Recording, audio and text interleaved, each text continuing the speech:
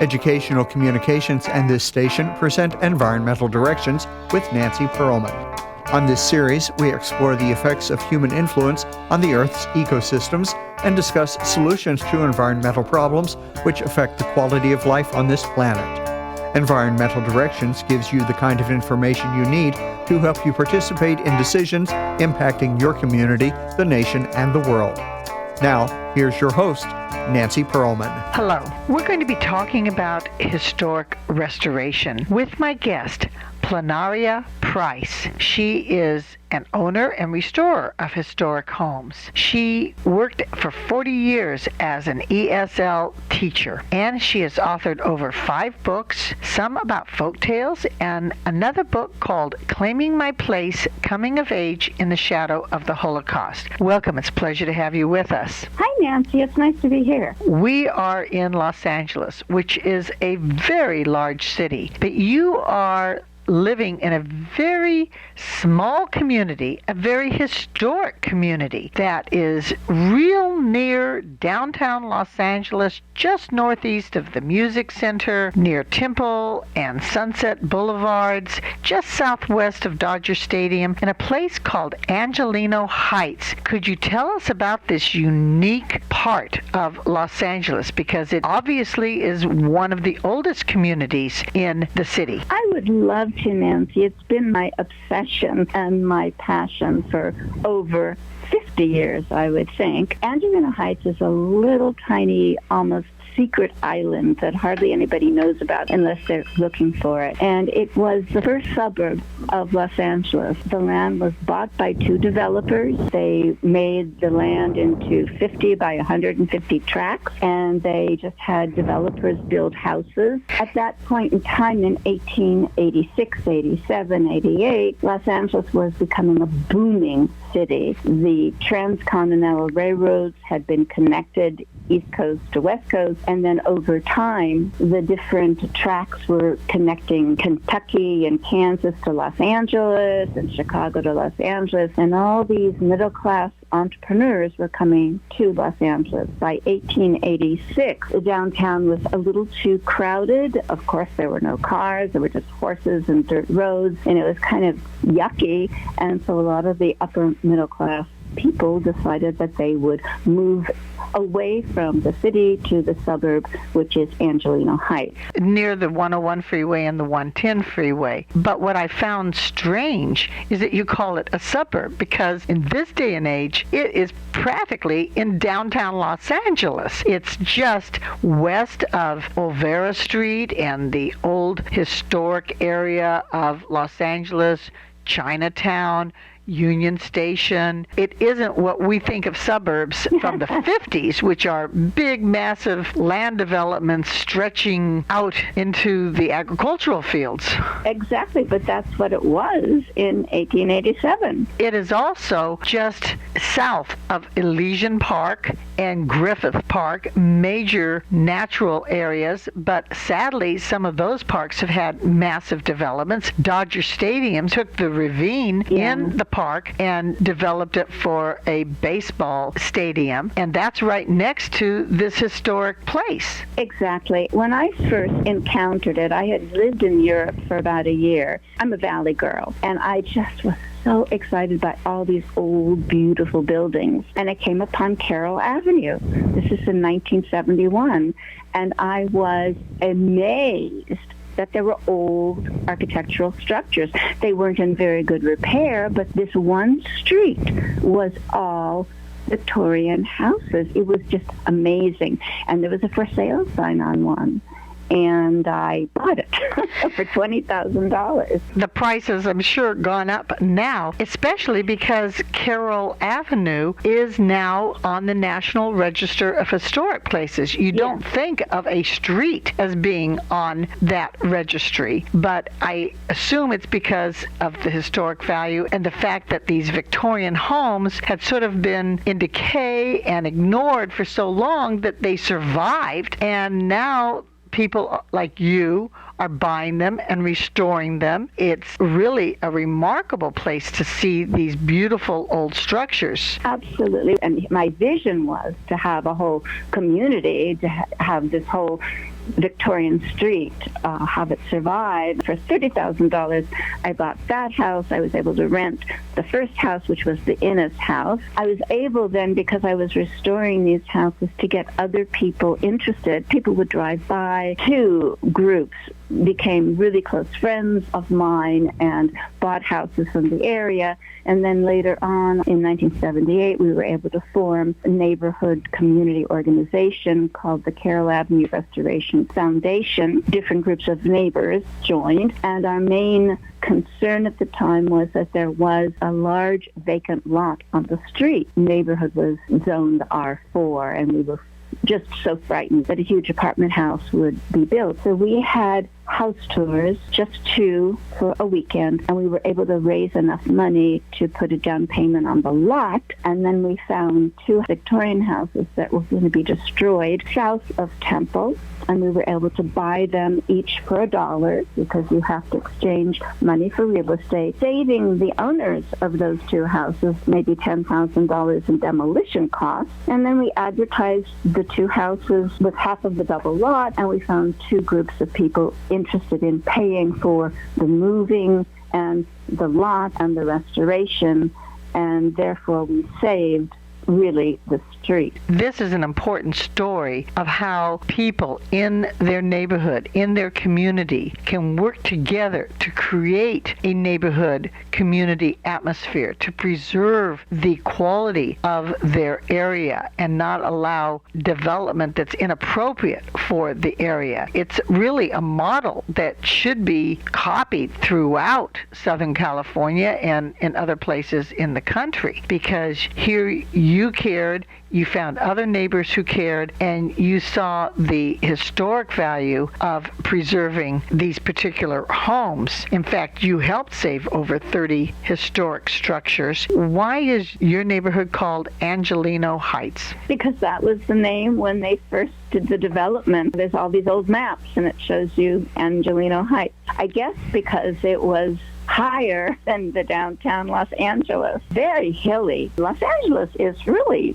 when you think about it, very, very hilly. In a lot of places, the hills have been taken down for development. I'd like to talk about some of these specific places. You maintain 12 of them, which must be quite a challenge. You are nicknamed the Urban Pioneer. Well, I have other names too. First, explain the challenge of restoring an historic home, because my home was built in the 30s, and it's a challenge sometimes to redo the plumbing, the electricity, because it wasn't the same standard as it is now. And you're talking about homes that are over 110, 20 years old. What are the factors that you have to consider? You obviously can't use the same kind of paint, because paint back then had lead in it. Lead, so you have to use a different kind of paint. What are the challenges of restoring a home? Okay, let me insert one more thing, that we love the whole hill, all of Angelino Heights. It's not just Carroll Avenue. Unfortunately, a lot of Angelino Heights has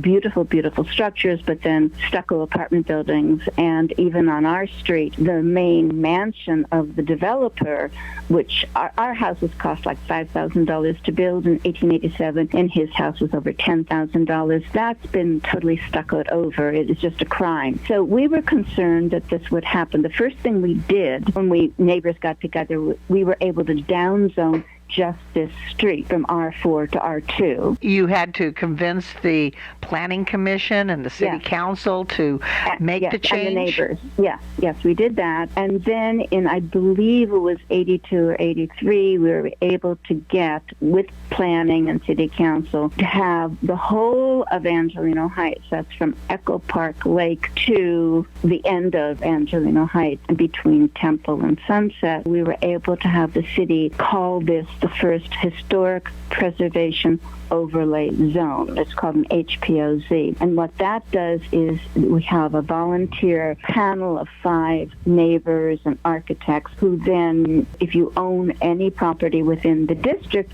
you need to go and ask for permission if you're going to make any changes. There are now in Los Angeles over 25 or 30 HPOZ districts. They followed your example. Exactly. And so what you were saying is, it is is happening, that communities, small communities, are bonding together within the community to save the whole essence of what the community looks like. There's community Carthay Circle and Windsor Heights, and they're just all over Los Angeles, and they are neighbors who bond together and don't allow horrible, inappropriate changes to be made. In LA, we have the LA Conservancy. We have a really, really strong historic resources in Los Angeles.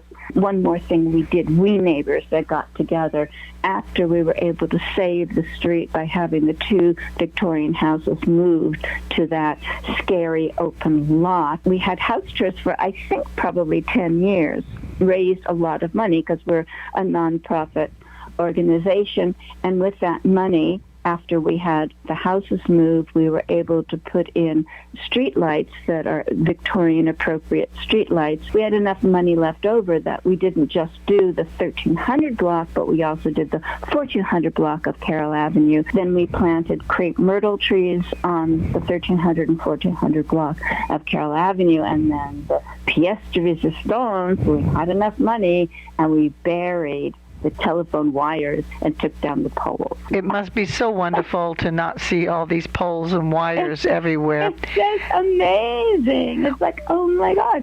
You know, in Beverly Hills, they have them in the alleys. Oh, it was just tangled spaghetti all over the place. And so that was our main thing. We did it all by ourselves by letting people come into our homes and pay ticket money. So that was the pièce de résistance. And then we all kind of fell apart. We neighbors were a little too close to each other for a long time. We got older, and then that was the end of the Carroll Avenue Restoration Foundation. But each one of us loves our houses, and we are continually restoring them. It's the Golden Gate Bridge. Once you get it painted and fixed, then you've got to do it again. We'll certainly talk more about this beautiful historic area of Los Angeles when we return in a moment with my guest, Planaria Price. Environmental Directions with Nancy Perlman continues with further discussion of the world's critical ecological issues.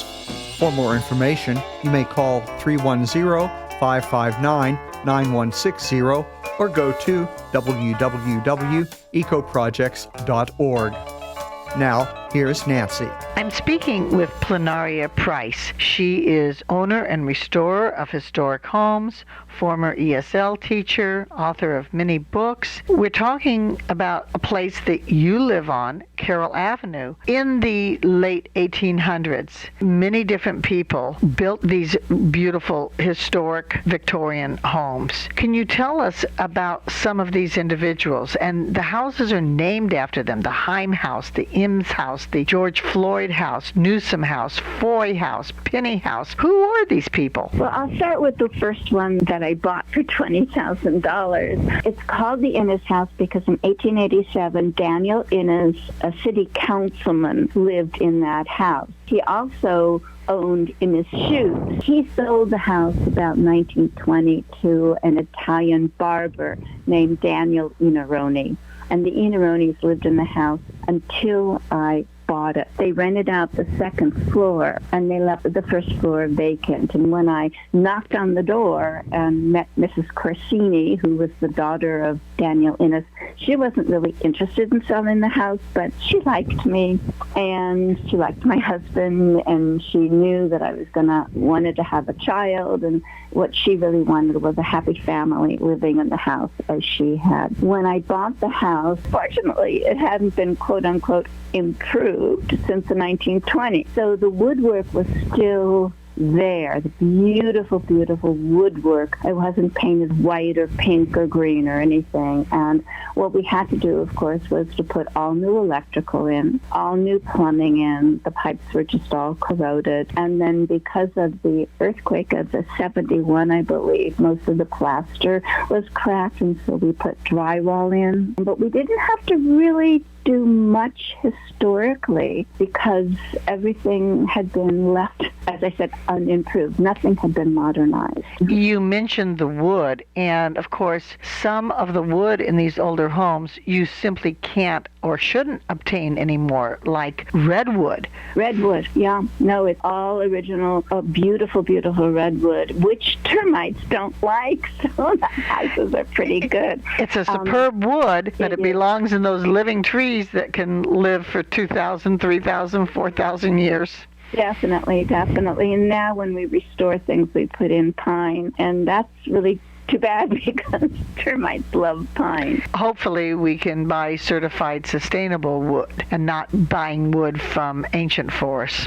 Yes, absolutely. I would assume these other homes also had the same qualities, the wood, the styling. Were the people who owned these homes the leaders of Los Angeles? Yeah, that's a good question. No, this was a middle-class suburb of upwardly mobile middle-class people, and so many of the people who bought and owned these houses in 1887 moved out in the 20s. I mean, they became really successful, and so they moved to the North University Park area, and they built much bigger, more beautiful houses, and most of them then moved to the Hancock Park area in the 1920s. Our houses are just simple middle-class houses. They don't have interior stairways for servants. Nowadays, when you look at them with their high ceilings and their large rooms, you think, oh my God, these are mansions. No, they're not. They're just ordinary houses for small families. One house that was built in 1894 is called the Gay 90s house. Now, the Gay 90s is just an expression of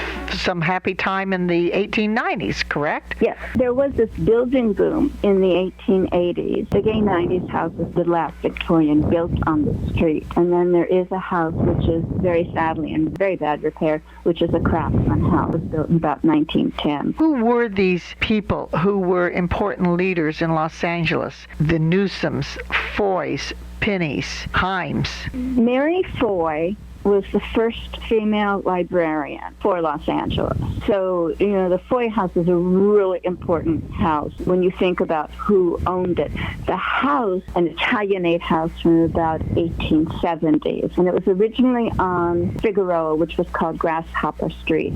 It was moved to where the parking lot for Good Samaritan Hospital is on Whitmer. It's expensive to move a house, isn't it? Not in those days, but it was built in the 1870s. I think it was moved around 1910. And the expensive thing on moving houses today is you have to take down all the cable lines and telephone lines and electrical lines. That's the expense. The moving itself is not expensive. You jack up the house and they put it on horse-drawn carts or now on trucks. But it was moved. It's such a huge house. I'm looking at it right now. I'm sitting in the upstairs window and I can see this gorgeous house. It was cut in half so that they could move it through the street in the 1920s. In the 1990s, they came to me and they said that they needed to destroy the house, but they couldn't destroy the house because it was a historic monument, being Mary Foy's house. And did I want to restore it? And I thought, I'll just go bankrupt. So I asked my neighbor if he would be interested. He and I owned two houses on the street that were called intrusions. There had been a tennis court on the street in 1880s, and then after World War II, two stucco things were put on where the tennis court was. I had bought one, hoping to get rid of it, and he had bought one.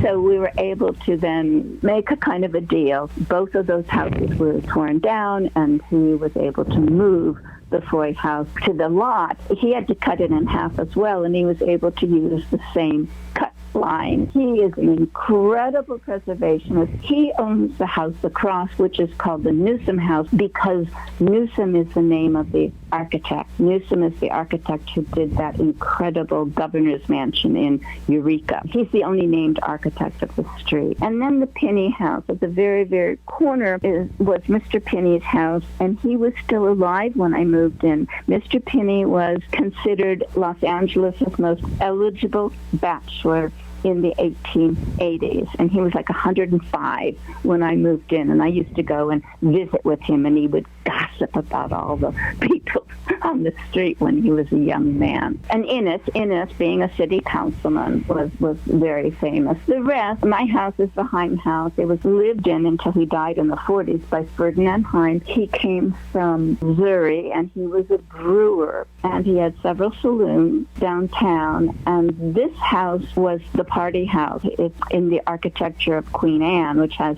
really round, large rooms. Victorian homes have a certain style. Homes like mine from the Spanish colonial period have a certain style. Modern ranch houses have a certain style. What are some of the characteristics that are unique? The porch, and yet I don't see porches being built on new homes. Exactly. There were two main Victorian styles, the Eastlake and the Queen Anne. The Eastlake is like the San Francisco houses. They're very, very vertical, very clean design. The Queen Anne is very asymmetrical and very rounded. And all of them had porches, I don't know, just for the air, but I think mostly for community. So people would sit on the front porch and talk to their neighbors. It's just a spectacular, wonderful way of having a community. It seems as though each house has its own story. The people who lived there, who built it, who continued to live there, how it has been restored. Tell me about some of these other homes and individuals. The house on the corner, which is just a gorgeous, gorgeous house. Aaron Phillips was a merchant. The house next to me, Horace Russell, was a retired miner and a real estate developer. So they weren't really movers and shakers yet. I don't know what happened to them when they left Carroll Avenue. We restored a house a block away from us, and it had been built by a father as a duplex for his two daughters. We turned it into the Eastlake Inn, which was a bed and breakfast. That was fun. The problem was we did it before the internet. We opened it in 84 for the Olympics, and then we got bored in 92, and then we closed it. I'm looking at the listing of the houses, and I'm noticing that there was John Funnell was a painter of one of the houses, the owner, and then Jesse Hall was a businessman in lumber. Galbraith was an attorney. I myself own a mountain cabin, which is on the National Register of Historic Places. And when it got proposed for that, I inquired what I was allowed to do and not do. I was told I could tear it down if I wanted. You mentioned that his home on the National Register couldn't be torn down. What are the regulations regarding historic homes? I'm not sure I understand the regulations for the National Register. I know that we are so nervous about all these different things, but we have done a lot of different protections for all of these houses. All of the houses that we do own, we have in something called the Mills Act. The Mills Act is wonderful because it gives historic property owners a cut in their property taxes. That is for the state of California. Yeah, but the Mills Act comes out every year to inspect, and if you do something, if you alter anything in your house, then you lose that tax rebate from the Mills Act. We ourselves personally have donated the facade of 3 of our houses to the LA Conservancy. What that means is you donate the facade, you say that the LA Conservancy owns the right to the facade of the house. What that means really is that we do not have any right to change any part of the facade of the house. So that's a protection. We're in the HPOZ, and that should be a protection. All these things can disappear. The HPOZ can disappear, the LA Conservancy can disappear, and we're just really concerned, hoping to keep the street and our houses in perpetuity. I certainly have no plans to tear my cabin down. I'm so glad that you received the 2011 Los Angeles Conservancy Preservation Award, because you have literally spent decades caring about these homes, caring about this area. You also received in 2002 the CCAE Excellence in Teaching Award because you were an ESL teacher for over 40 years. Mm-hmm. And what's interesting to me is that you wrote a few folktale books to help the English as a second language students. So you are familiar with some folk tales, but I don't know of too many folk tales that deal with the environment or historic preservation. Yeah, well, I am a very, very strong believer that the way a language is learned is not by grammar books, but you learn a language from your mother. It's called the mother tongue. So the way I taught my adults the English language was with children's nursery songs and the stories that we grew up with, because the stories we grew up with taught us not only the language, but the culture, the morals of the culture. It's changed a little bit now with Disney changing the endings. But I think with all the stories, and I took the classic ones, the Cinderella and Snow White and Rumpelstiltskin, and I don't think the classic ones have to talk about recycling or the environment, because they really lived with the environment and they didn't waste anything. I mean, that's another story, because, for example, Hansel and Gretel, they survived on just a loaf of bread, and then they lived in the forest. And the folk tales that dealt with homes, I can only think of the gingerbread house and the old Mother Hubbard living in the shoe. The old woman lived in the shoe, yeah. Again, I don't think that the environment was degraded or horribly abused thousands of years ago when the folk tales began, or the myths. I do want to mention your other book, Claiming My Place, Coming of Age in the Shadow of the Holocaust, because this is a story of some individuals. Perhaps you could tell us what the book is about, then tell us more about the individuals who own these homes, because building structures, the environment, is significant in terms of one's life and how one relates to their environment, and who the people are determine what goes on in the environment as well. Well, yes, we're talking about two different things. I was in Big Sur. I was sitting at a bar in Nepenthe, and the woman next to me started talking to me and told me the story of her mother, who was a Holocaust survivor, who was still alive. And the story was so gripping. It was so amazing. It was so unique. Working with Helen, I was able to write the story of Barbara's wonderful, wonderful survival. Surviving during a war is quite a challenge, no matter what side you're on or where you live. Any war, everywhere, puts a real threat on people. We can learn from her story, apply it to current situations around the world? Oh, absolutely. I wrote it for that. I really wrote it thinking about my students. Most of my students were refugees and immigrants, and I felt that if they knew about her survival, it would give them a lot of hope for their survival, that they can do it. As for living in these houses, it's such a delight. I mean, every day there's something different I see. It's just, I'm living in art and I'm living in history. And I sit on my porch. All these houses have porches so that the neighbors all walk by and talk to each other. It's a very tight-knit community. And I just see beauty all the time. One of the exciting things about the Innes house that I bought and then I sold to my future husband, it was used as a location. Most of our houses have been used in film and commercial locations. It was used as a location for Charmed, which was a very, very, very popular among teenagers, particular popular series in the late 90s, and it ended in, I think, 2004. But it's the house that seems to get to the people. And so I sit on my porch across the street every day, and there are still fans who come to look at the house every day. It's like an amazing experience. It's nice that the tourists can come by and enjoy the area, and even the local people can come and visit a different part of Los Angeles. This area is obviously unique and special to Los Angeles, but in other parts of the country, especially back east, they're not so special, or are they? Carroll Avenue and Angelina Heights are absolutely special only because it's all we have left. Because Los Angeles in the 1880s was stunning. Downtown was all Victorian houses and buildings. Bunker Hill had mansions. It was just spectacular. All of those were torn down for the freeway and for development. It breaks my heart. I think Carroll Avenue was just forgotten because it was kind of just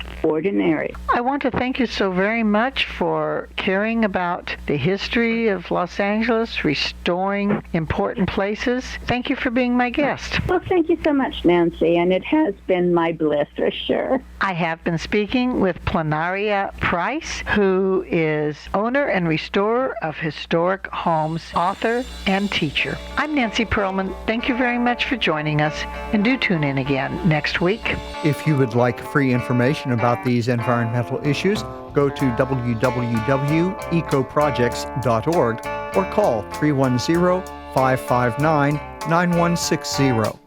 Environmental Directions with your host, Nancy Perlman, is a community affairs program of the nonprofit organization Educational Communications and this station.